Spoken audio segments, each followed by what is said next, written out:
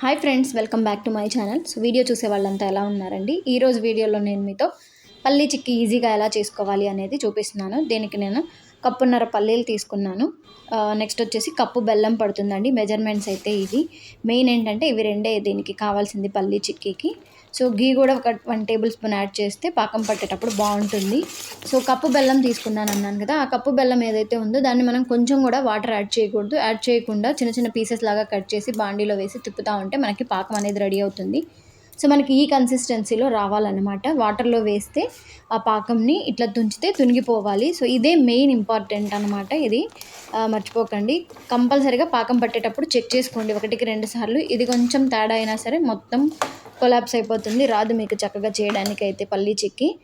తర్వాత పాకం వచ్చాక నేను ఫ్రై చేసి పెట్టుకున్నాను కదా పల్లీలు పొట్టు తీసినవి, అవి కూడా యాడ్ చేసేసి పెట్టుకున్నాను అనమాట.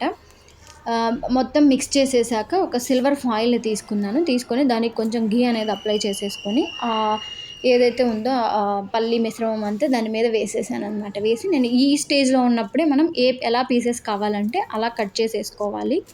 నేను ఇలా చిన్న చిన్న పీసెస్ లాగా కట్ చేసుకున్నాను. అంటే తినేటప్పుడు కూడా బాగుంటుంది కదా, చిన్న చిన్న పీసెస్ అయితే పిల్లలకి బాక్సులు అది పెట్టడానికి కూడా పీసెస్ అయితే బాగుంటాయి కదా, పెద్ద చెక్క కాకుండా. సో ఇలా నేను పీసెస్గా కట్ చేసుకున్నాను. సమ్మర్లో అలా అయితే 1/2 అవర్ అలా సరిపోతుందండి. ఇప్పుడు కొంచెం రైనీ సీజన్ స్టార్ట్ అయింది కాబట్టి ఒక 1 అవర్ 1.5 అవర్ అలా వదిలేసేయండి బయట.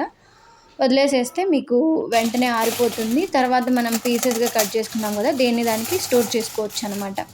సో దీంట్లో మెయిన్ ఏంటంటే పప్పు చెక్క చేసేటప్పుడు పల్లీలు తీసుకొస్తాం కదా, అప్పటికప్పుడు ఫ్రై చేసి పెట్టేసుకొని పొట్టు తీసినవి అప్పటికప్పుడు చెయ్యండి. టేస్ట్ బాగుంటుంది. లేకపోతే మనం స్టోర్ చేసినవి అయితే అంత టేస్ట్ రావు. సో మీరు అప్పటికప్పుడు ఫ్రై చేసి పెట్టుకొని పొట్టు తీసి పెట్టుకోండి. సో ఇలా చూసారు కదా వీడియోలో, ఇలా రెడీ అయిపోయింది అనమాట పప్పు చెక్క. మీకు ఇంకా ఎలాంటి వంటలు కావాలి అనేది నాకు ఒకసారి కామెంట్ చేయండి, నేను ట్రై చేస్తాను చేయడానికి. నా వీడియో కనుక నచ్చినట్లయితే లైక్ చేయండి, షేర్ చేయండి, సబ్స్క్రైబ్ కూడా చేసుకోండి.